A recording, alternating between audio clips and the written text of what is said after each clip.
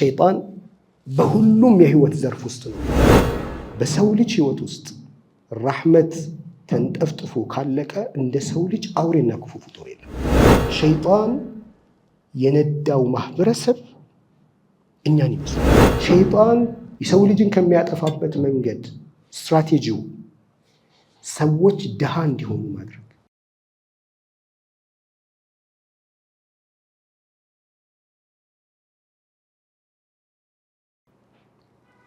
ሸይጣን ቁርአን ጋር ሰው ምን እንዲሆን ነው የሚፈልገው? አንደኛው ወልገው ፊህ ብለው እንዳሉት ፈጽሞ የሰው ልጅ ቁርአን የሚባል ነገር እንዳይሰማ ማድረግ። አስቡት፣ በዓለማችን ተደንቀው ብዙ ሰዎች ሃይማኖት፣ ብሔር፣ ሀገር ሳይለዩ የሚያነቧቸው በሚሊዮን የሚቆጠሩ መጽሐፎች አሉ። ሰው ልጅ በነፃነት እንደዚህ እያነበበ የዓለማችን ድንቅ ከሆኑት ሁሉ ነገሮች በላይ ድንቅ የሆነው ቁርአንን ይህ ቁርአን ምንድን ነው የሚለው እስቲ እንስማው ብለው እንዳይሉ ያደረጋቸው ምንድን ነው? ሙስሊም መሆን አለመሆን ሌላ ጉዳይ ነው። ይሄ ሙስሊሞች በዚህ ልክ የሚያደንቁት ቁርአን ከሰማይ መጥቷል የሚባል ቁርአን ባይመጣም ራሱ አይምጣ አይመን ምድር ላይ ሰዎች የጻፉትን መጽሐፍ በጉጉት እያነበበ እያደነቀ እያስተዋወቀ የሰው ልጅን ሁሉ ጥያቄ ይመልሳል፣ ብርሃን ነው፣ ካላችሁበት ጭንቅ ያወጣችኋል፣ አወጣችኋለሁ ያለ ባያወጣንም እንኳን እስቲ ያወጣ ይሁን ብሎ አይታይም? ግን እዛ እንኳን እንዳይደርሱ ሰውን ያደርጋል። ብዙ ተሰብከን እኮ መፍትሄ የሌላቸውን ነገሮች ሄደን አይተናል። በዚህ መልኩ እንኳን ሊያይ የሰው ልጅ ለምንድን ነው ያልፈቀደው? ይሄንን መለስ ሲል ደግሞ ቁርአን ሲወርድ ቀልባቸው የተዘናጋ በሌላ ሐሳብ ውስጥ የተዋጡ መልእክቱ ምን እንደሚል ፈጽሞ ምንም ሳይደርሳቸው ላሂየተን ቁሉብሁም በዚህ መልኩ ደግሞ የሚያልፉ ሰዎችን ይፈጥራል። ሌላኛው ቁርአንና የሰው ልጅ መካከል ያለውን ግንኙነት ለማበላሸት ከሚሰራው ስራ አንዱ የተዘናጋን በጫወታና በዛዛታ ውስጥ የጠፋን ሆነን መልእክቱና እኛ እንዳንገናኝ ማድረግ ሌላኛው ስራው ነው። ቁርአንና የሰው ልጅ ያለው ግንኙነት ሸይጣን በሚችለው ነገር ሁሉ እያሳደደ ያሰናክላል። ከሌሎች ቦታዎች ሁሉ ትልቁ ትግል የሚያደርገው ቁርአን ጋር ነው። ለምን? እዚህ ጋር ከተሳካ ሌላው ሁሉ ቀላል ነው። የሰው ልጅ ረጂም ከሆነው ሸይጣን ረሕማን ወደሆነው አላህ የሚያደርገውን ሽግግር ማስተጓጎል የሸይጣን ቁጥር አንድ ስራው። ይሄ ደግሞ የተሳካ በሚመስል መልኩ አሁን ያለውን ማንነት ፈጥሯል። ቁርአን ከጅምሩ ሲነሳ ቆም ብለው ተደቡር የማያደርጉ ሰዎችን አጥብቆ አውግዟል። አፈላ የተደበሩን አልቁርአነ አም ዓላ ቁሉብን አቅፈሉሃ። ይሄ ለመሻይኾች፣ ለዑለሞች፣ ለሙፈሲሮች የወረደ አያ አይደለም። ለመላው የሰው ዘር የወረደ አያ ነው። ቁርአንን አለማንበብ አይደለም፣ ቁርአንን በጥልቀት ተደቡር ማድረግ አለመቻል የልብ መዘጋት በሽታ ምልክት ነው። ሰው ልጅ ቴስት ማድረጊያው የልቡ ጤናማነት ቴስት ማድረጊያው ቁርአን ጋር መጥቶ ተደቡር ማድረግ አለማድረጉ ጋር ነው። ተደቡር እናደርጋለን፣ ቀልባችን ህይወት አለው ማለት ነው። ጤነኝነቱ በተወሰነ መልኩ አለ ማለት ነው። ከተደቡር ርቀናል፣ የሚያሰጋ ነገር አለ፣ መልስ ይፈልጋል። ይህንን አብዱላህ ብን መስዑድ ወደ ቁርአን ስትመጡ አሉ ሺዕር እንደሚነበብ እያነበባችሁ አትለፉት፣ አሊያም ደግሞ የተበላሸና የደረቀ ተምር ቀጣፊው ደንታቢስ ሆኖ በየቦታ እንደሚጥለው እየጣላችሁ አትሄዱ። ቆም ብላችሁ በጥልቀት እያያችሁት ሂዱ ይላሉ።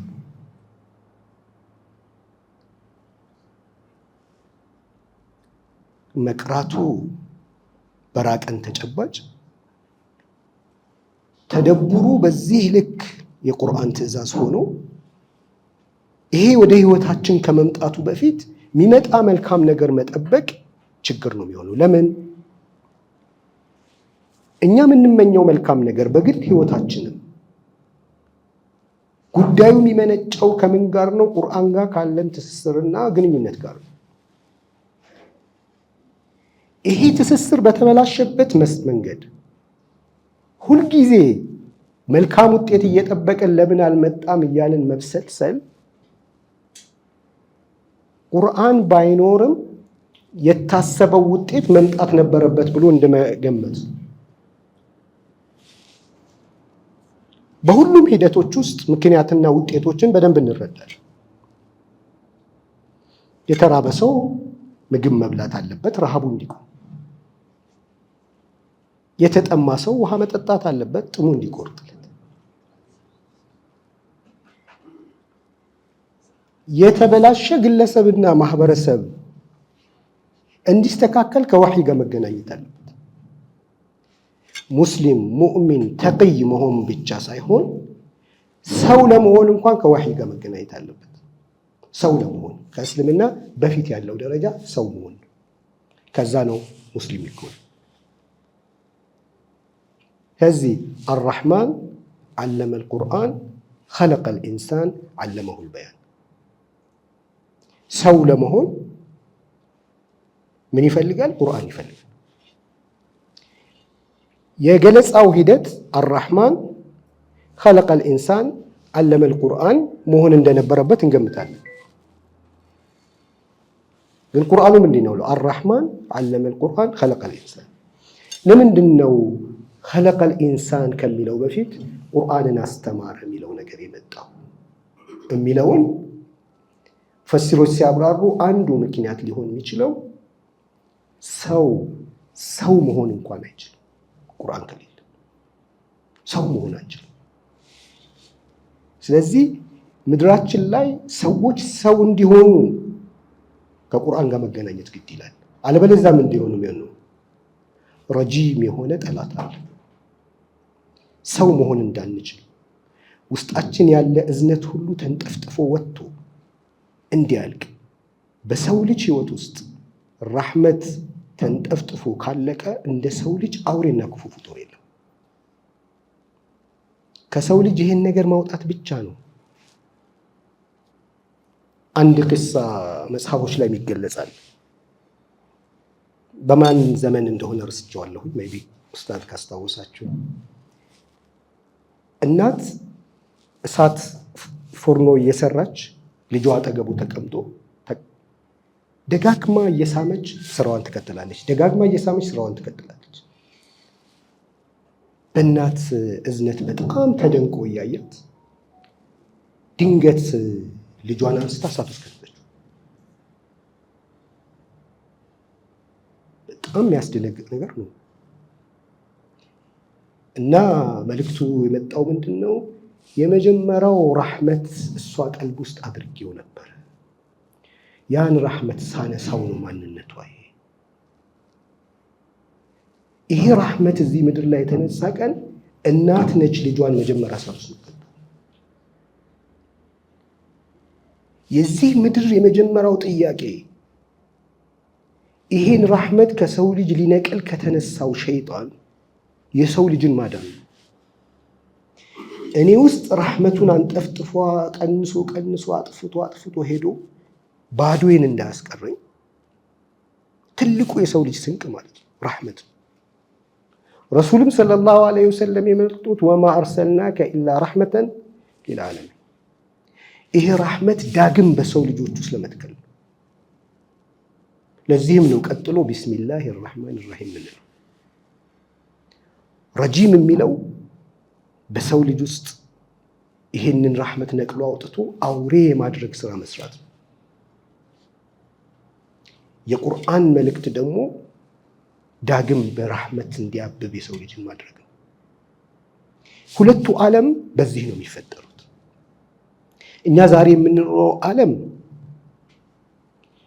ረጂም የሆነው ሸይጣን ከመከተል የሚመጣ ውጤት ይሄን ይመስላል። ሃይማኖት ስለያዝንና ሃይማኖት ስለገባን ከሸይጣን ድነናል ማለት አይደለም። ከሌላ ቦታ ትልቁ ትግል ያለው ዲኑ ጋር መጥቶ ዲን ማሳት ነው ሸይጣን። ይሄ ደግሞ ቁርአን ላይ በሁለት መልኩ ተገልጿል።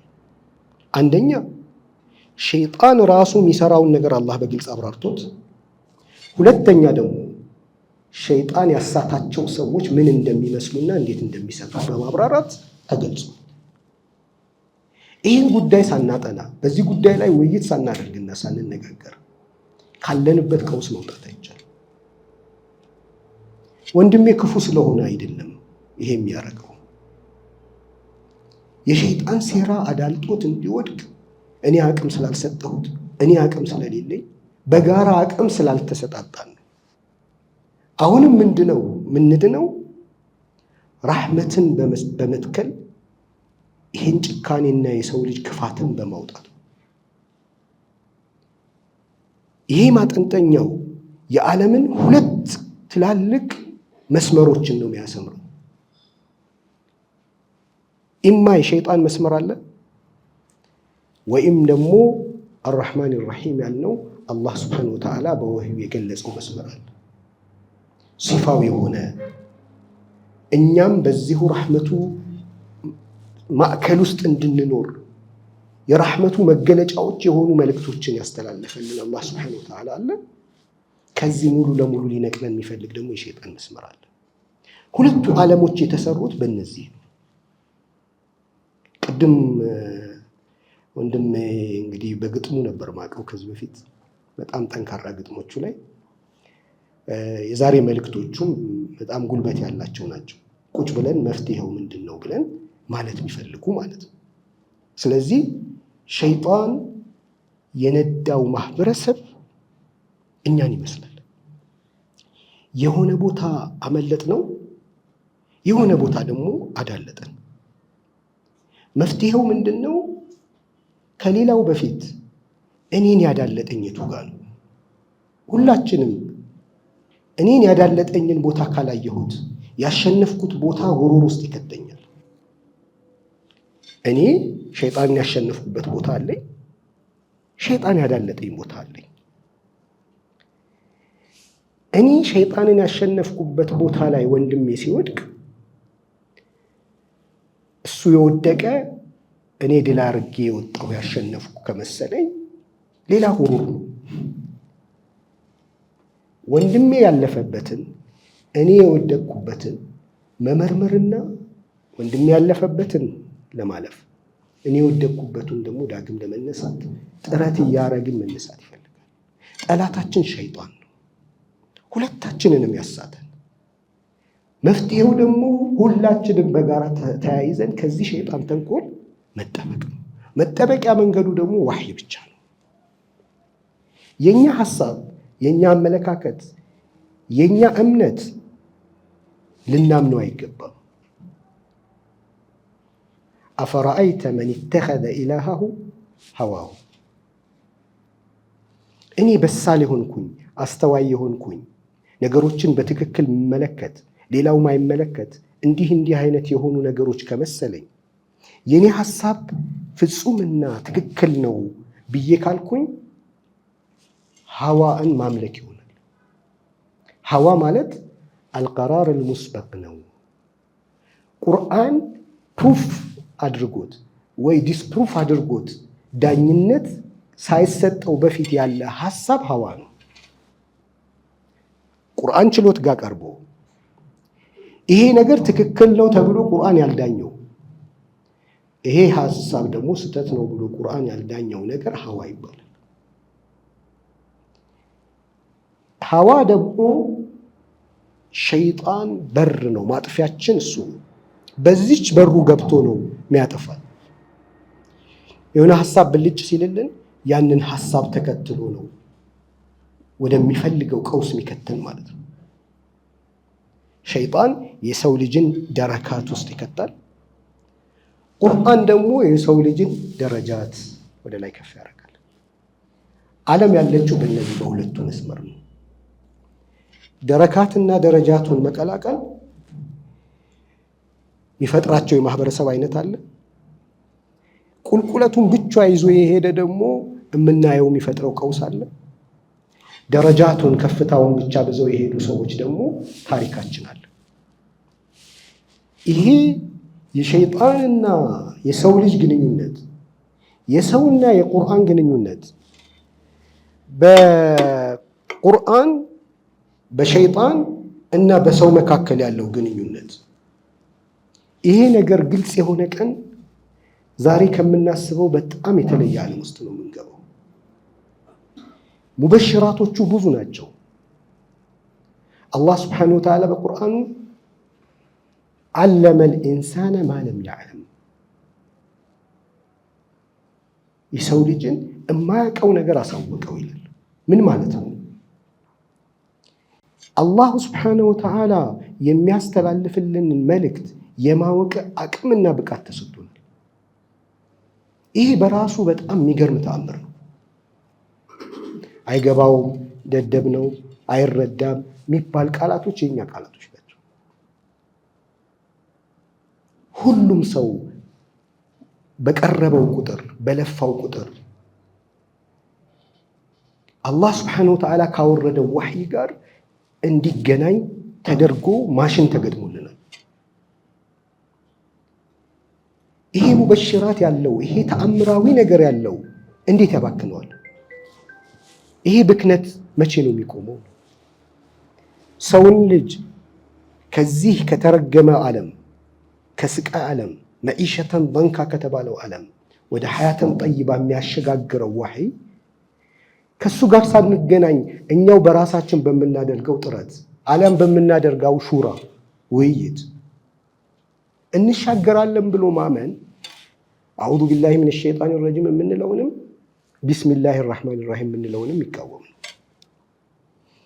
እኛ ዓለመል ኢንሳነ ማ ለም ያዕለም እኛ አናውቅ። ዋሕይም የመጣው የማናውቀውን ነገር ሊያሳውቀን ነው። እኛ ዋሕይ ማለት የምናውቀውን ነገር ደግሞ ሊነግረን ስለመሰለን ብዙ ወደዛ መሄድ አላስፈልግንም። ዋሕዩ ግን እማታውቁትን ነገር ነው የምነግራችሁ ይላል። ሸይጣንን የትኛው ጥናት ነው ተመራምሮ ደርሶበት ሸይጣን ጋር የሚያስተዋውቀን? የኛ የሐሳብ መዛባት ምን አይነት ሊሆን እንደሚችል ይህን ሳይኮሎጂ ይህን ስለንቦና ማን ነው ሊነግረን የሚችለው? አላ ያዕለሙ መን ኸለቅ ወሁወ ለጢፉል ኸቢር። እኔ ለምንድን ነው መጥፎ የሆንኩት ምለውን ሚስጥር ማን ነው የሚነግረኝ? እንዴት ነው ጥሩ ነው መሆነው የሚለውን መፍትሄ የሚያስቀምጥልኝ ማን ነው? ይህን ሁሉ እናውቀዋለን። ማታውቁትን ነገር ነው ማሳውቃችሁ ሲል እንዴት የማናውቀውን ነገር ሊያሳውቀን? ዓለም ሁሉ ከሚያውቀው የተለየ እውቀት ማለት ነው።